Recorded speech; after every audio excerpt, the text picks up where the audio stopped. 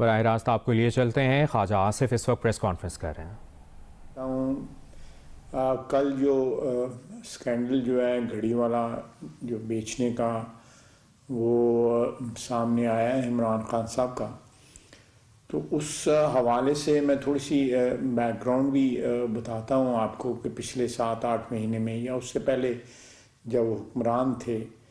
तो उनके क्या तौर तरीके रहे और किस तरह वो हुकूमत हैंडल करते रहे। कि एक भरमार उन्होंने इल्ज़ामात की अपने मुखालफिन पे की, उन सबको कैद में डाला, नैब के केसेस बनाए, FIA के केसेस बनाए, उन पे आर्टिकल 6 के इंक्वायरीज जो है काबीना के ज़रिए इंस्टीट्यूट की। फिर जो है वो एक लेटर आया $190 मिलियन का, वो काबीना को बताए बगैर काबीना से अप्रूव करवाया और वो पैसे जो हैं वो मलिक रियाज साहब के अकाउंट में जो है सुप्रीम कोर्ट में जो उनकी लायबिलिटी है उसमें एडजस्ट करवा दिए गए जो है। तो ये सारा सिलसिला जो है ये करप्शन का या उनकी जो बेज़ाब्तगियों का या बददियानतियों का कोई सिलसिला नया नहीं, ये जब वो हुक्मरान थे उस वक्त से चली आ रही हैं। इसके बाद शोर उन्होंने इतना मचाया है कि ये सारी चीज़ें उस शोर में जो है ना दब जाएं। अब जब से हुक्मरानी उनसे गई है आप देखेंगे बददियानतियों की जो सिलसिला था वो जारी और सारी रहा। एक साइफर की स्टोरी जो है वो कंस्ट्रक्ट की गई, उन्होंने कहा कि जी इम्पोर्टेड हुकूमत है और हकीकी आज़ादी की ज़रूरत है, अमेरिका से आज़ादी की ज़रूरत है, अमेरिका के हम ग़ुलाम बने हुए हैं। ये सारी बातें जो हैं वो बैरूनी साजिश का ताना दिया या इल्ज़ाम लगाया। उस इल्ज़ाम से भी जो है वो बैकआउट कर गए हैं और अब वो कहते हैं कि जी मुझे it's all over and it's behind me, यानी ये सारा कुछ ख़त्म हो गया और ये सारा कुछ गुजर गया है और सारा कुछ ये माजी में है, मेरे पीछे है। तो ये इतना बड़ा पाकिस्तान का जो इज़्ज़त और वक़ार जो है हमारे वतन का, हम लोग कोई अंदरूनी तौर पे जो है वो कोई अच्छी सिचुएशन में नहीं है। इकोनॉमिक जो सिचुएशन हमारी, उस सिचुएशन के को जो है हमारी हालात वैसे ही ख़राब हैं अंदरूनी तौर पे भी, और उसकी वजह से हमारे बैरूनी जो है हालात भी जो है उस पर वो रिफ्लेक्ट होता है। लेकिन इस शख्स ने जो है पूरी कोशिश की कि पाकिस्तान तबाह हो जाए, पाकिस्तान डिफ़ॉल्ट कर जाए, पाकिस्तान एक दिवालियापन के गड़े में गिर जाए जहाँ से वो निकल ना सके, ताकि उसकी हुक्मरानी वापस आ सके या कम से कम जो हुक्मरानी उससे छिन गई है किसी और के पास ना रहे। और साथ साथ जो है फ़ौज के आला अफसरान के मुतल्लिक़ जिस किस्म की ये हर्ज़ा सराई करता रहा, जिस किस्म की गुफ्तगू करता रहा, उनको मुख्तलिफ़ नामों से पुकारता रहा और साथ उनको जो जिस किस्म की ऑफ़र्स ये करता रहा कि ताहयात आपको एक्सटेंशन दे दी जाएगी, आप ये कर लें, आप ये कर लें। और बार बार जो है उसने एक बड़के मारने वाला जो अपना एक स्टैंड लिया होता और अंदर प्रेसिडेंट साहब के ज़रिए जो मुलाकातें की उसमें हाथ जोड़ता रहा और उनको मुख्तलिफ़ ऑफ़र्स करता रहा। तो ये सारी बैकग्राउंड मैंने इसलिए बताई है कि ये सारे का सारा सिलसिला जो है ज़हनी और माली बददियानती के ऊपर जो है उसकी बुनियाद है। इलेक्शन कमीशन ने जो फ़ैसला दिया उससे ये साबित हुआ कि इन्होंने माल जो है वो खुर्द बुर्द किया है और जो इल्ज़ामात उनके ख़िलाफ़ जो है वो सही साबित हुए, इल्ज़ामात के नतीजे में इनको डिस्क्वालीफाई किया गया। तो ये सारी बातें जो है ना ये मैटर ऑफ रिकॉर्ड हैं पिछले 1 साल से, जब से इन्होंने पिछले अक्टूबर में जब क्राइसिस जो है ISI चीफ को अपॉइंट करने की स्टार्ट हुई। तो मैं ये अर्ज़ करना चाहता था कि अब कल जो स्कैंडल जो है वो हुआ है सामने आया है, उसमें 2-3 चीज़ें बड़ी इम्पॉर्टेंट हैं। कि एक तो ये है कि इन्होंने जाके वहाँ पे बेचा, घड़ी बेची, बाहर किसी मुल्क में दुबई में जाके बेची। वो एक बहुत बड़े हमारे जो दोस्त हैं सऊदी अरेबिया के वली अहद और वज़ीर आज़म से वो जो है दी गई हुई थी घड़ी तोहफे के तौर पे। तोहफे की एक अपनी एक सेंटिटी होती है, उसका एक और खुसूसन एक दोस्त मुल्क के सरबराह ने दिया है, उसको बंदा सारी उम्र चेरिश करता है, जब तक ज़िंदा रहता है वो उसके लिए एक फ़ख्र की बात होती है। अगर रूल्स एंड रेगुलेशंस ने उनको भी मैनिपुलेट किया, कभी 20% कर दिया जब खुद लेना था, कभी 50% कर दिया, और डेट्स जो है इस तरह मैनिपुलेट की कि ताकि ये 20% पे ख़रीद सकें। अब ये सवाल पैदा होता है कि जहाँ से इन्होंने पैसे लिए और जब डिपॉजिट कराए जो है हुकूमत के ख़जाने में जो पैसे इन्होंने डिपॉजिट कराए उनकी डेट्स क्या हैं, यानी जो पैसे वहाँ से उमर फ़ारूक साहब से लिए और जो डिपॉजिट करवाए वो उनमें क्या फ़र्क है, कौन सी पहले डेट है और कौन सी बाद में डेट है। अब वो कहते हैं कि मैं मुकदमा करूँगा, मेरा ख्याल है ये बड़ी अच्छी बात है, वो मुकदमा करें, अदालत में जाएं, सारे का सारा रिकॉर्ड सामने आए। और ये फरा गोगी साहिबा को जिनको इन्होंने NRO दिलवाया है पंजाब हुकूमत से, उनके केसेस ख़त्म कराए हैं, उनके जो हस्बैंड हैं जो आसिम जमील साहब, उनके केसेस ख़त्म करवाए हैं। तो ये सारे मसले जो है ना, सारे के सारे अदालत में आएंगे और फिर अदालत के सामने जो है सारा का सारा जो है वो एक चीज़ जो है वो इस्टेब्लिश हो जाएगी कि इनकी बददियानतियाँ क्या हैं। देखें इस चीज़ को मैनिपुलेट करना, तोशाखाने के रूल्स जो हैं उनको बेंड करके अपनी फेवर में कर लेना और बाद में बाहर से पैसे जाके लाने, वो कहाँ से पैसे आए, बैंकिंग के ज़रिए आए, बैंकिंग चैनल के ज़रिए आए, या मनी लॉन्ड्रिंग हुई, या किस तरह पाकिस्तान में पैसा आया, जो इन्होंने डिक्लेयर किए हैं वो किस तरह आया, जो अब पता लगा है कि असल अमाउंट जो है इन्होंने क्या वसूल की थी वो अब पता लगा है, वो किस तरह वो जो है वो पाकिस्तान में आया पैसा। और जो है जो लोग इस सारी सेल में इन्वॉल्व थे, they should be present in Pakistan, और वो पाकिस्तान में उनको आके जवाबदेह होना चाहिए कि उन्होंने इमरान खान के बिहाफ के ऊपर कितने पैसे वसूल किए, इमरान खान ने कितने पैसे वसूल किए। ये सारी बातें जो हैं, ये मेरा ख्याल है कि कौम इनको, एक ऐसे शख्स को जो सारी दुनिया को बददियानत कहता है, जो खुद डिस्क्वालीफाई हुआ है ECP के डिसीजन में, तो ये सारा कुछ जो है ये मेरा ख्याल है कौम का ये कर्ज है, और ये कर्ज जो है उतारना पड़ेगा इमरान खान साहब को। इस तरह बढ़ के मारने से या इस तरह रिटेलिएट करने से, गाली गलोच करने से जो है सिलसिला ख़त्म नहीं होगा, और गवर्नमेंट इसको परसू करेगी इस सिलसिले को। इन्होंने मियां नवाज शरीफ 10,000 दिरहम ना लेने के जुर्म में, एक ऐसा ट्रम्प टप जुर्म उन पर इल्ज़ाम लगाया गया, उनको डिस्क्वालीफाई किया, ताहयात डिस्क्वालीफाई किया, सज़ा दी गई, उनकी बेटी को सज़ा दी गई। इसी तरह जरदारी साहब को नैब में पकड़ा गया, उनकी हमशीरा को बैल में, इसने तमाम इखलाकी इक़दार जो है वो क्रॉस की, अपनी जो एक जो बेस इंस्टिंक्ट्स होती हैं इंसान की, उसको सेटिस्फाई करने के लिए वो अब मौका आया है कि उसी पैमाने पे तो नहीं, हम नहीं डिमांड करेंगे, उसी पैमाने में जो कानून और कायदा है, जो आइन कहता है, उस पैमाने के ऊपर इनको जो है ना जांचा जाए, इनको परखा जाए।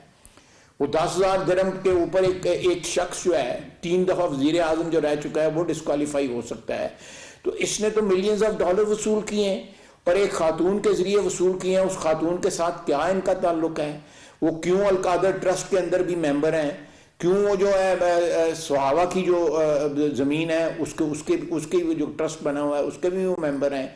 वो क्यों बार बार उनका नाम जो आता है, क्यों पंजाब की सियासत में वो पहले भी बड़ी इन्फ्लुएंस थी, अब वो बाहर बैठ के जो है पंजाब की सियासत आज भी उससे मुस्तफ़ीद हो रही हैं। तो ये सिलसिला जो है ना झूठ की, जो मैं एक और मिसाल दूंगा कि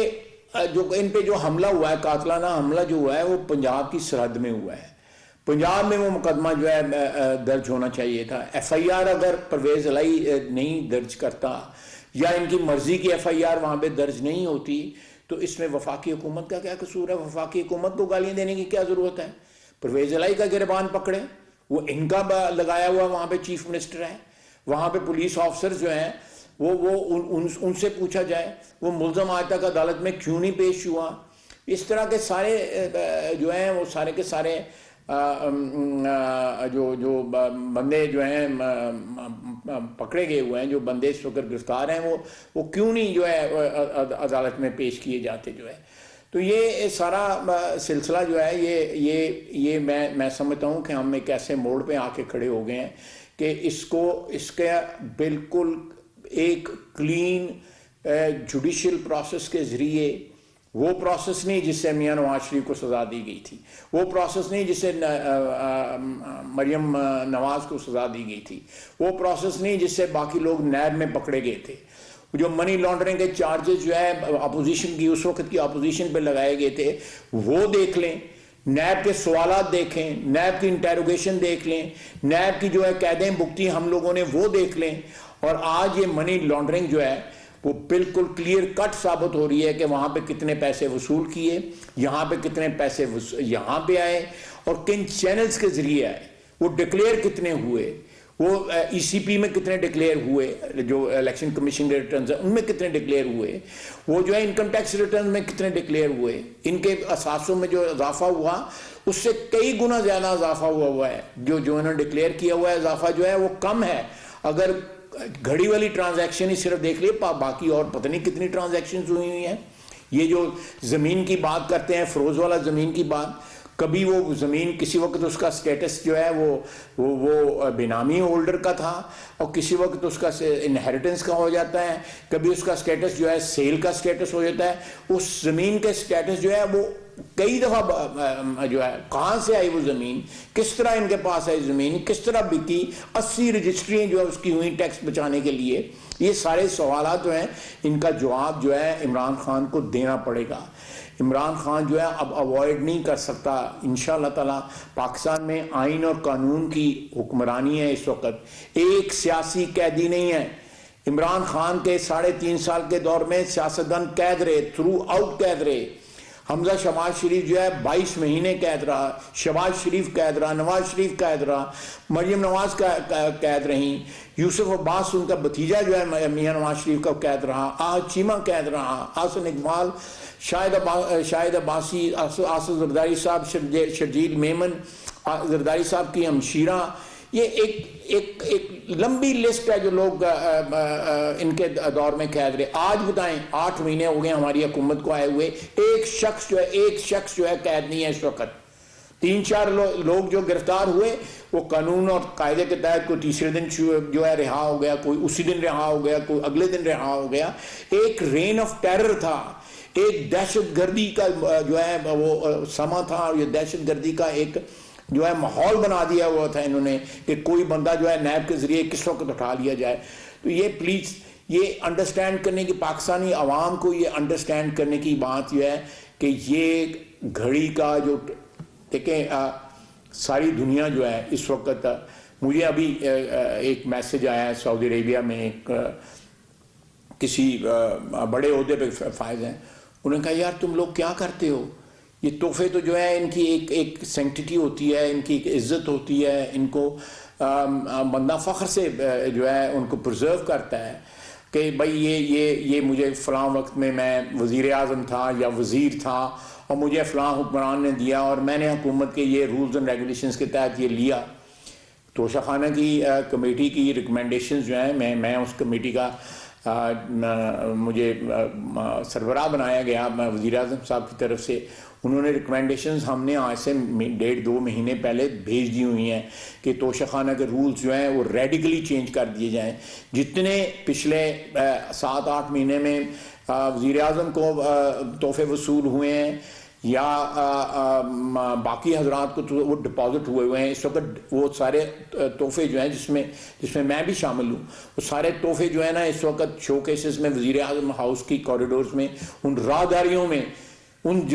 में जहाँ पे सिर्फ करप्शन होती थी, जहाँ पे सिर्फ डाके मारने के जो है मंसूबे बनते थे, जहाँ पे फराह गोगी और दूसरे लोग इस किस्म के लोग जो है वो आके जो है स्कीमिंग करते थे कि किस तरह पाकिस्तान को लूटना है, किस तरह अपने मुखालफिन को जो है तबाह और बर्बाद करने की स्कीमें बनाई जाती थी, पाकिस्तान के आइन और कानून की धज्जियाँ बखेरी जाती थी, पाकिस्तान के वक़ार की धज्जियाँ बखेरी जाती थी उन कॉरिडोर्स में। आज उन कॉरिडोर्स में तोशाखाना में वसूल हुए जो तोहफे हैं वो किसी भी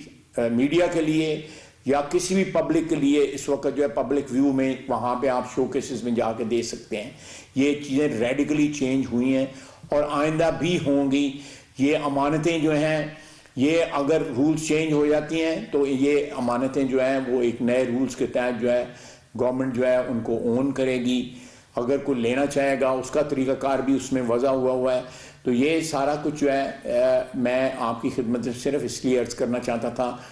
कि ये घड़ी की जो ट्रांजैक्शन जो है, इससे जो पाकिस्तान की इज़्ज़त और वक़ार को जो ज़ख्म पहुंची है, इसको जो है अपने अंजाम तक पहुंचना चाहिए। और ये शख्स जवाब दे कि पैसे किस दिन वसूल हुए थे, हुकूमत के ख़जाने में किस दिन पे डिपॉजिट हुए थे, पैसे पाकिस्तान किस तरह ट्रांसफ़र हुए थे, बैंकिंग चैनल से ट्रांसफ़र हुए थे या किसी और तरीके से ट्रांसफ़र हुए थे, कितनी अमाउंट ट्रांसफ़र हुई थी, कितनी अमाउंट बाहर रिटेन की गई। ये सारी चीज़ें जो है, जिस तरह हम जो है एक नहीं दर्जनों इंटेरोगेशन जो है हम लोगों ने, हमारी फैमिलीज ने जो है फेस की हैं।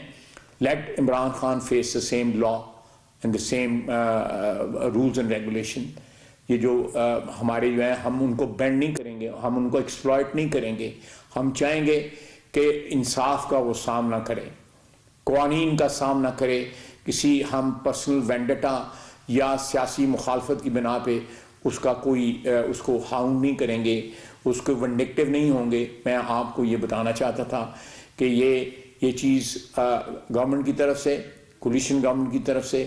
इसका इजहार किया जा रहा है और हम जो है कानून और कायदे के तहत जो है इस मामले के अंजाम तक जो है इंशाअल्लाह ताला पहुँचेंगे। वज़ीर दिफ़ा ख्वाजा आसिफ की प्रेस कॉन्फ्रेंस आपने मुलाहिज़ा की।